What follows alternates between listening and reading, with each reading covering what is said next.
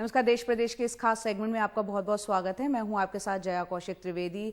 बिहार में पूर्णिया के एक बैंक कर्मी पवन अग्रवाल के 30 साल के बेटे अंकित अग्रवाल की वर्जीनिया में संदिग्ध हालत में मौत हो गई। अंकित ओरेकल फाइनेंशियल सर्विस में बतौर इंजीनियर कार्यरत थे। परिवार वालों ने यह आरोप लगाया है कि अंकित के मैनेजर, जो एक भारतीय ही हैं, उन्हें बहुत प्रताड़ित कर रहे थे। अंकित भारत लौटना चाहते थे, लेकिन मैनेजर इसकी इजाजत नहीं दे रहे थे। अंकित दबाव में थे और परिवार वालों ने 19 जुलाई को ट्वीट करते हुए प्रधानमंत्री, देश के गृह मंत्री, विदेश मंत्री समेत अमेरिका में भारतीय दूतावास को उनके खतरे में होने का संकेत भी दिया था, लेकिन कोई सुनवाई नहीं हुई। 21 जुलाई को अंकित का मोबाइल बंद हो गया। 22 जुलाई को पोएटोप रिवर झील से उनका शव बरामद हुआ। अंकित ने 25 जुलाई के लिए वापसी का टिकट खरीदा था। अंकित के परिवार वाले अब उनके लिए न्याय की गुहार लगा रहे हैं। अंकित 3 साल से बंगलोर में ओरेकल फाइनेंशियल सर्विसेज में कार्यरत था और इसी साल 7 फरवरी को कंपनी ने उसको अमेरिका भेजा था।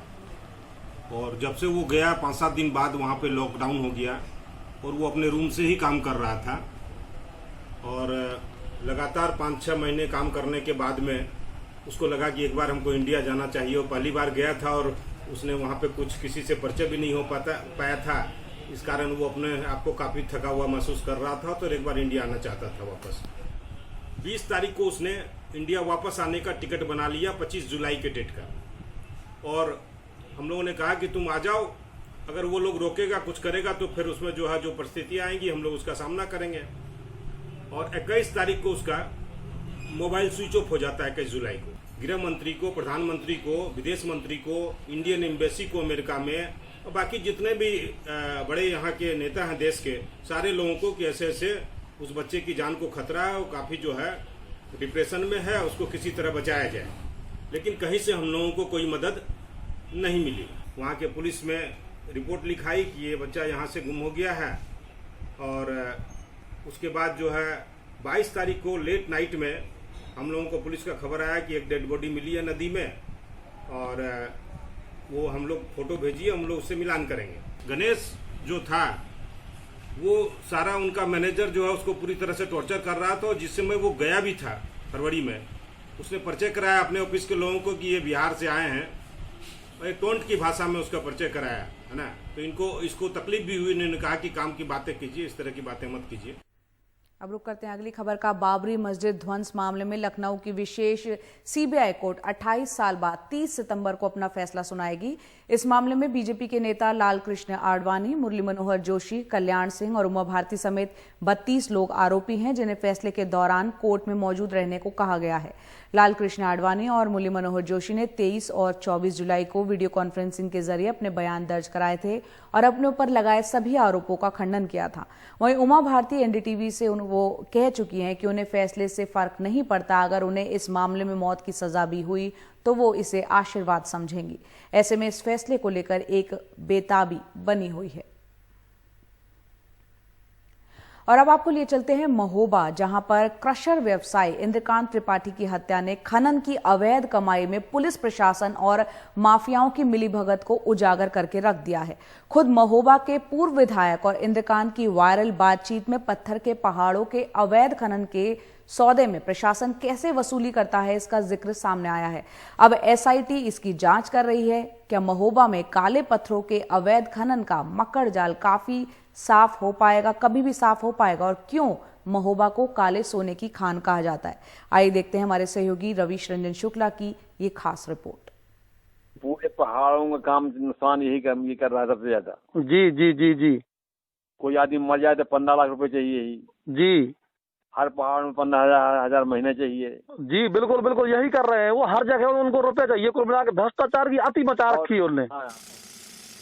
सोशल मीडिया पर वायरल इस ऑडियो को सुनकर आप अंदाजा लगा सकते हैं कि अवैध खनन का काला सच कितना घिनौना है।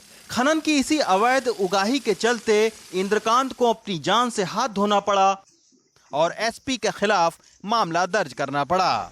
अब इसी सच का पता लगाने एसआईटी की टीम भी बुधवार को महोबा पहुंची है। क्रेशर व्यवसायी इंद्रकांत ने अपनी मौत से पहले एक वीडियो वायरल किया था, जिसके बाद सूबे की राजनीति में भूचाल आ गया। और अब दुख जताने के लिए मंत्रियों का तांता लगा है। ये कोई स्थानीय पुलिस दबाव में ना आ जाए, तो बाहर के वरिष्ठ अधिकारी जो उनसे काफ़ी सीनियर थे उनको मिलाकर के एक SIT का गठन माननीय मुख्यमंत्री जी ने किया है और उनको निर्देश दिया गया है कि इसकी जांच करें, शीघ्र करें और सही जांच करें। और ये जांच प्रारंभ हो गई है और जैसे ही परिणाम आता है वो सारी बातें होंगी जो कि इसके लिए आवश्यक होती हैं। गिरफ्तारी भी होगी और जेल भी जाएंगे, उसके बाद ये मुकदमा चलेगा और सब सजा भी खाएंगे। लेकिन क्रेशर व्यवसायी इंद्रकांत की मौत की बड़ी वजह कबरई में हो रहा अवैध खनन है।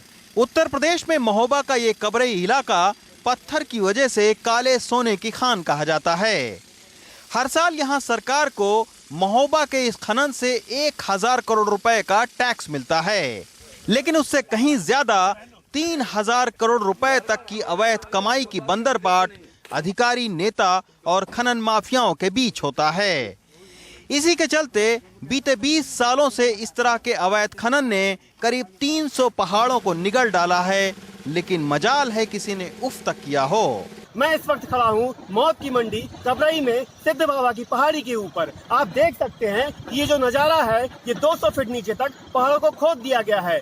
महोबा वो इलाका है बुंदेलखंड का जहाँ से सालाना 1000 करोड़ रुपए का रेवेन्यू सरकार को खनन के माध्यम से जाता है। उसके बदले यहाँ से किसानों को मिलती है मौत, सिलिकोसिस, टीबी, पलायन और भुखमरी। इसके बावजूद भी ये मौत का सिलसिला रुकता नहीं है।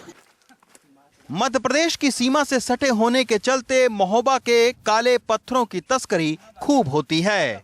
खनन विभाग के सूत्र बताते हैं कि महोबा के कबरई में चल रहे 400 क्रेशर में से 250 से ज्यादा क्रेशर के पत्थर खनन के पट्टे की अवधि भी खत्म हो चुकी है। इसी अवैध खनन की कमाई से भ्रष्ट अधिकारियों, नेता और अपराधियों का सिंडिकेट इस इलाके में मजबूती से चलता है।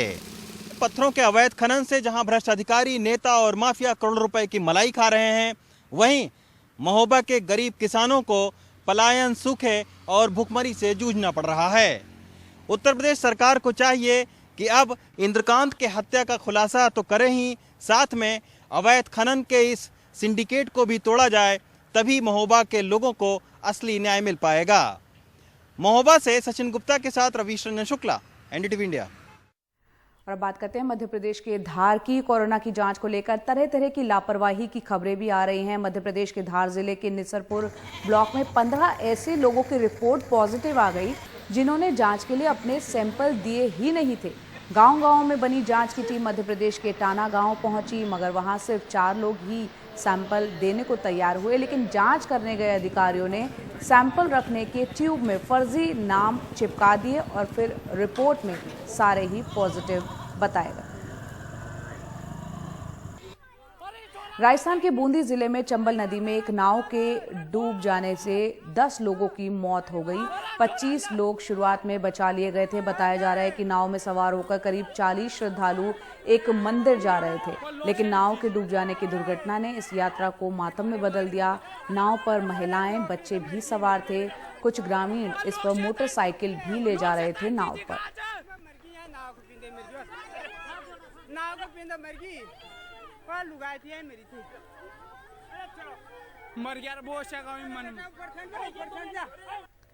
और राजस्थान के बूंदी की तरह ही हरियाणा के पानीपत में भी नदी में कुछ लोगों के डूबने से एक बड़ा हादसा हो गया, जिसमें एक महिला समेत 6 लोग डूब गए।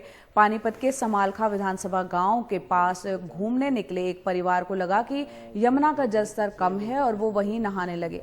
महिला के अंदर जाते ही उसके पीछे 2 बच्चे भी आ गए और तीनों ही नदी में डूब गए। अब तक 3 शव मिल चुके हैं, बाकी की तलाश जारी है।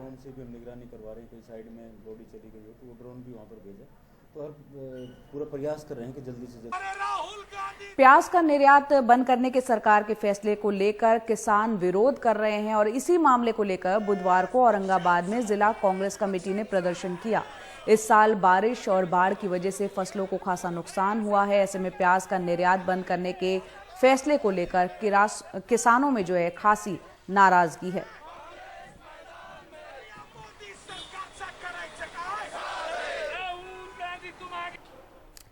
हरियाणा के मौजूदा बीजेपी प्रदेश अध्यक्ष ओम प्रकाश धनखड़ ने 2014 के चुनाव में कहा था कि कुंवारे लड़कों की शादियां तक कराएंगे तो काफी हंगामा हुआ था। अब सरकार ने कुंवारे लड़के लड़कियों की शादी में मदद के लिए मिलन वेब पोर्टल की शुरुआत की है, जिस पर युवक युवतियां अपना रजिस्ट्रेशन CSC सेंटर पर जाकर करा सकते हैं। हरियाणा में अभी तक 286 लोग इसका रजिस्ट्रेशन भी करा चुके हैं।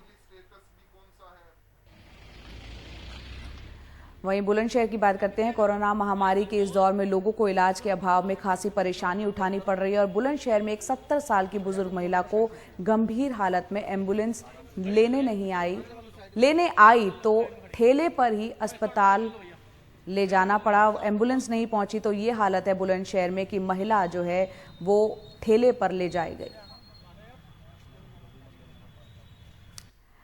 उत्तर प्रदेश के संभल की बात करते हैं। बुधवार को पुलिस ने छापा मारकर अवैध हथियार बनाने वाली फैक्ट्री पकड़ी है। चंदौसी कोतवाली पुलिस ने संभल रोड पर मैंथा फैक्ट्री की आड़ में कमरे से अवैध हथियार बनाने वाली फैक्ट्री को पकड़ा और मौके से 2 लोगों को गिरफ्तार किया है। यहां से अवैध हथियार भी बरामद किए गए हैं।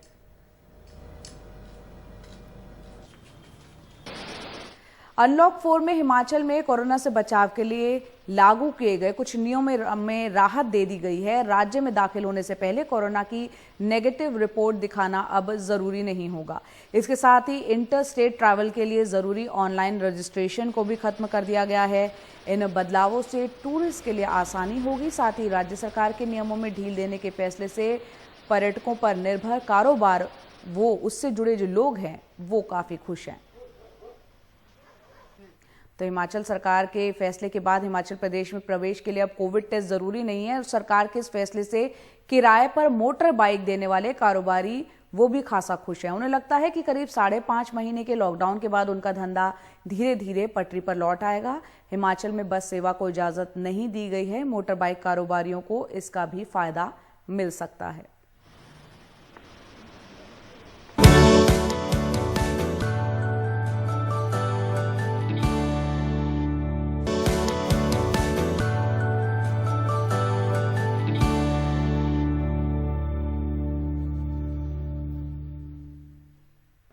ब्रेक के बाद एक बार फिर आपका स्वागत है। कोरोना के दौर में होम डिलीवरी का चलन काफी बढ़ा है, लेकिन खाने की घर डिलीवरी करने वाले स्विगी के कर्मचारी कमीशन को लेकर खुश नहीं हैं।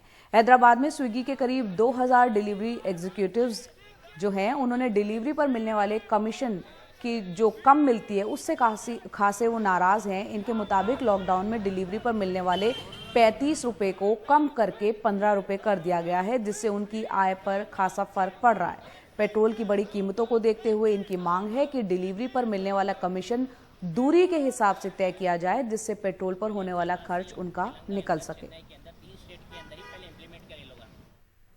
भारतीय समाज में किन्नरों की जिंदगी हाशिए पर ही रही है, लेकिन पितृपक्ष के अंतिम दिन वाराणसी में किन्नरों ने पिंडदान किया तो अपने साथियों और कोरोना की चपेट में आए लोगों को वो नहीं भूले। उन्होंने अपने साथियों का तो पिंडदान किया ही और कोरोना में जान गंवा चुके लोगों का श्राद्ध कर संजीदगी के साथ अपने मानवीय पहलू को सबके सामने रख दिया। वाराणसी के पिशाच मोचन घाट पर अपने साथियों के श्राद्ध कर्म में जुटे किन्नर ये अपने महामंडलेश्वर के साथ यहाँ पहुँचे हैं। किन्नर समाज के लोग जो चले गए उनके लिए कर रहे हैं। और इस साल हमारे अभी कुछ 12 दिन पहले ही हमारी सहेली एकता जोशी का मर्डर हुआ है दिल्ली में, उसकी आत्मा की शांति के लिए। लगभग 3 घंटे चला यह श्राद्ध कर्म। इन्होंने कोरोना से मारे गए लोगों का भी तर्पण किया। इनका मानना है कि किन्नर का अपना घर नहीं होता, पूरा समाज ही इनका परिवार है। कोरोना पीड़ित जो मर्द औरत किन्नर कोई भी चला गया इस दुनिया को छोड़ के, और जिनका अच्छे से अंतिम संस्कार और उनका श्राद्ध और तर्पण नहीं हो पाता, हमने सबके लिए किया है। विश्वास में ही सब कुछ है और मेरा विश्वास बड़ा अडिग है और प्रभु और मेरे सच्चिदानंद स्वरूप में और मेरे महाकाल हर एक चीज़ को कबूलेंगे। हम स्वार्थ के लिए नहीं कर रहे, हम समाज के लिए कर रहे। यह परंपरा 2016 से किन्नर अखाड़े ने शुरू की। हर 2 साल पर अकाल मौत से मरे अपने साथियों के साथ समाज के उन लोगों का भी तर्पण करते हैं जिनका कोई नहीं। ये ऐसी पूजा है जिसमें अज्ञात नाम गोत्रा नाम ये किसी के नाम से नहीं होती है। अगर ये सामूहिक है, अगर मेरा भी मन करना चाहे तो मैं भी ये श्राद्ध कर सकता हूँ और मेरे हाथों से जिसको मुक्ति पाना हो वो मुक्ति पा सकते हैं। श्राद्ध का मतलब श्रद्धा। मैंने श्रद्धा से किसी का भी नाम ले लिया, अगर मैंने गौ को रखा है, गौ का भी श्राद्ध किया, श्रद्धा से किया तो उसको भी मुक्ति मिलना है। यहाँ आकर पता चलता है कि जिस समुदाय को समाज हिकारत से देखने का आदी रहा है, वह मौत तक आकर समाज का हाथ अपनी ममता से पकड़ता है। अकाल मृत्यु हुए अपने साथियों का मोक्ष की कामना के लिए श्रद्धा और तर्पण कर रहे किन्नर समाज की आस्था बताती है कि सिर्फ एक मां के पेट से जाए हुए किसी व्यक्ति को इस तरह के कर्मकांड का अधिकार नहीं मिलता, बल्कि अगर वो उसका असल में शुभेच्छु है और सच्चे मन से करना चाहता है तो कोई भी इस श्राद्ध कर्म को कर सकता है। वाराणसी से पुरुषोत्तम के साथ अजय सिंह, एनडीटीवी इंडिया।